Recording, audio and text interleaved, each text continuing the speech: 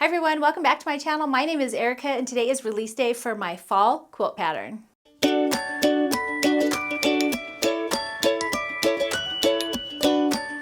So every year I try to release a new fall or autumn themed quilt pattern. I love them. I love the colors and the pumpkins, and you can make them really scrappy and patchworky, so lots of fun. This year I am releasing a pattern called Happy Harvest, and that is the pattern that's right here behind me on my ladder.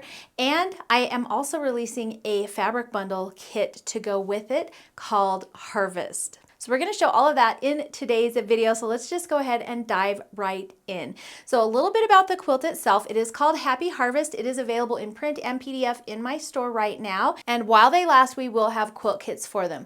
The quilt itself finishes at 62 by 77, so it's a nice size lap quilt, perfect for tossing over the back of a couch or maybe on a cozy chair. It's so much fun. I would like to call it maybe advanced beginner friendly, because there are a lot of pieces. One of my testers commented and said that she felt like she had to cut a lot of pieces. I made it and I didn't actually feel like it was that many pieces for what it is. However, I will say there are a lot of snowballed corners with all of those little pumpkin shapes and the leaf shapes. So if you are comfortable snowballing corners, you should be good to go on this. I also usually suggest, if you're going to be doing a lot of snowballed corners or half square triangles, that you do either pre-starch your fabric or use Mary Ellen's Best Press.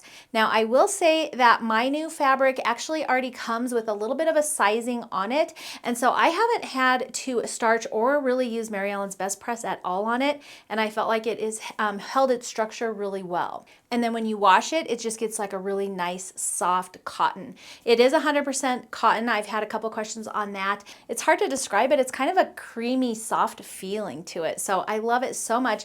And every time I grab one of my quilts, it's just like, oh my gosh, it's so soft. I love it. It features 4 rows of different pumpkins, and then the sashing in between has some cute little leaf sashing to break up those rows. And then each row has 5 different pumpkins on it. And then you mix and match those pumpkins so it looks like they're all different and scrappy, but really you're making a few of the same pumpkin. You're just using it in different rows. And one of the things that I suggest, if you have done one of my patterns in the past, is just follow along with the pattern, because each pumpkin will come with its own cutting instructions. So pumpkin number 1, you'll cut that, sew it all, and then you'll move on to pumpkin 2.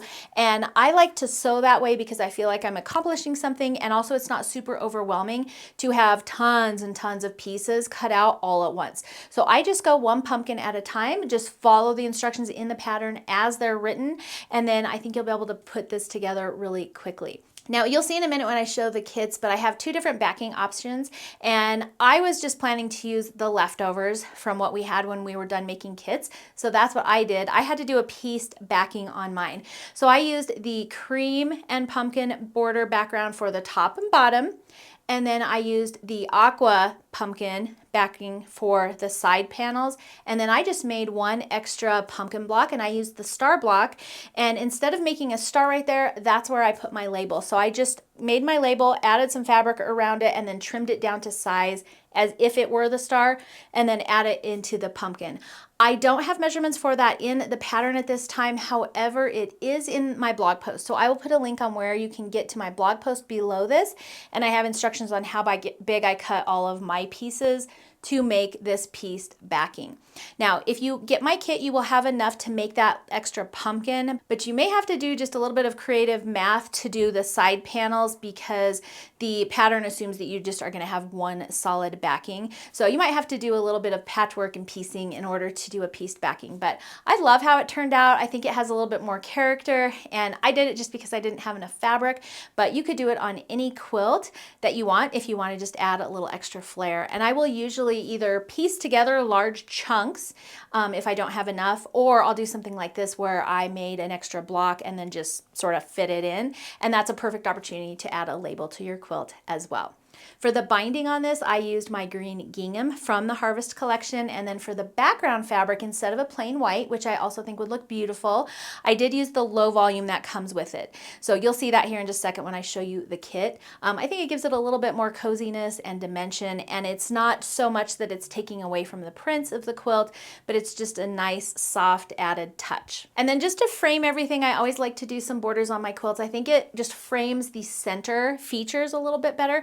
So So I have a really thin aqua frame border around it, and then I have a wider one that's just in a low volume floral, and I think that just sets it all off, frames those center pumpkins, and just pulls it all together. For the quilting on this, I did a swirls and pumpkins quilting. I just freehand this on my long arm. I do have a used long arm. I have a video here on YouTube if you're more interested in the long arm that I'm using, but it's kind of a hodgepodge. I sort of put it together from, you know, I got a frame from Facebook Marketplace, and then I got a machine from a friend of mine, and so it works great. I love the setup. It's not super fancy, so I have to just freehand everything that I do, but I feel like it really helps me. I'm learning, I'm getting more adventurous, trying new designs. For the fall designs, I almost always, though, go back to the swirls and pumpkins because it's one of my favorite to quilt. It's a lot of fun, and I love seeing it on the quilt as well. And it's really easy. If you want to do it, I highly suggest trying it. Maybe just try it on a piece of paper first. I hold the paper flat like on a table or something, and then hold your pin straight up and down, and then just try and do the design as if you were sewing without lifting up your pin. And I just do a few swirls, and then as soon as I feel like it, I'll come in and I start from the top, and then I go around and do the pumpkin. So it's a lot of fun. It's a great way to get into quilting your own quilts. All right, so that is what the quilt looks like. Let's get into the 2 quilt kits because I know they're gonna go fast and I want you guys to be able to see them. So here's a little overview of what the fabric looks like. It's so pretty. We've got some low volumes, aquas, oranges, greens. It's kind of a fern green, some tans, and then we've got the backing fabrics, that blue and white pumpkin. And then here's the kit that you'll be receiving.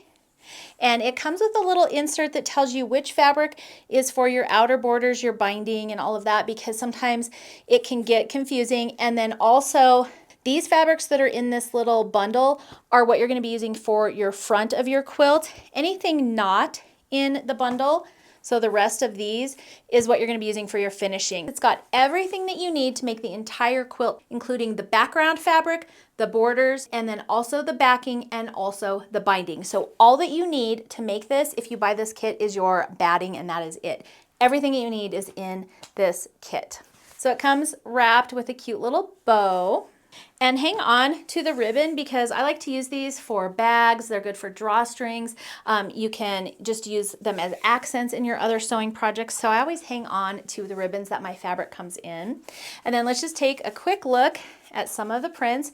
So I have this fun, creamy stripe. It's got some blue and green little florals in there. I love this one. This one might be one of my favorite prints. I've got a light blue dot. And then I have some greens. Oh, there's some blues farther on down here, but these are smaller cuts. I've got some greens. So there's several different green options, and this is going to help your fabric, your quilt, be a little bit more scrappy looking. And I do include images with each pumpkin if you want to make it exactly like mine. I encourage you to mix and match and just have fun. And then we have a low volume. This is the same one that you saw with the tan dots, but this one has little orange dots, and those are the ones that I use for the hearts and the other things, the hearts and the stars inside. I have another low volume. This is like a little floral low volume. And then we have a couple of different tans. So we've got a floral tan, we've got a little dot tan, we've got a striped. This is a little bit of a darker brown, and those are for all of your stems. So they look all scrappy, and each one is a little bit different. And then we've got this aqua gingham print, and I use that for some of the pumpkins as well. And then here is that aqua pumpkin print again. We've got a nice light blue floral, a stripe, another blue floral, and I use a lot of blues in the pumpkins, so that's why there's so many blues in here, so you can make them scrappy. And then a text print, and then we've got our oranges. So we've got a gingham, a floral, a stripe, another lighter floral, and then our text prints. And then for the finishing, it's the exact same ones that I use. So you'll have the blue gingham for your outer border, and then you'll have this creamy floral for that larger outer border. You've got the green gingham for the binding. And then the kits have two options for the backing. So the kits are identical other than their backing options. And you can either choose from the creamy pumpkin backing or the aqua pumpkin backing. And I say aqua, but it's kind of a lighter blue. I would say the gingham is definitely more of an aqua, so you can see that the background of this is just a little bit of a lighter blue. It goes together really well though. And then this pumpkin print is so beautiful and fun. I love this so much. This is probably one of my favorite prints. I've only done 2 lines now, but this is probably my favorite print from both lines, and possibly any line I've ever sewn with, actually. I love this so much. And it's just got a bunch of little fun florals, and then there's pumpkins scattered around as well. So it has a garden-y feel, and it still incorporates those pumpkins for the fall. So those are your 2 kit options. You can either do that cream pumpkin backing or the aqua pumpkin backing. The rest of the kits are identical. And again, it's plenty of fabric to make the entire harvest quilt. So you'll be getting all of this fabric in your bundle. And then just remember that anything not in the bundle is going to be your borders, background fabric, binding, and backing. And then anything in the bundle tied together here is what you're going to be using to make all of your blocks with. So that's it for the harvest release. If you are interested in one of those kits, I highly recommend hopping over and grabbing one as soon as you can. They are a limited quantity. We are self-publishing and doing everything here in-house, and so we just have limits on how much we can handle. So hopefully if you would like a kit, you'll be able to get one, but I do think they will probably be going pretty quickly.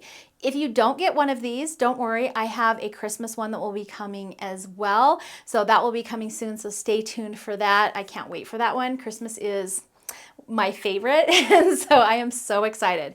That's going to be it for today's video. If you enjoy it, or if you make it, please make sure to tag me on social media so that I can see your projects.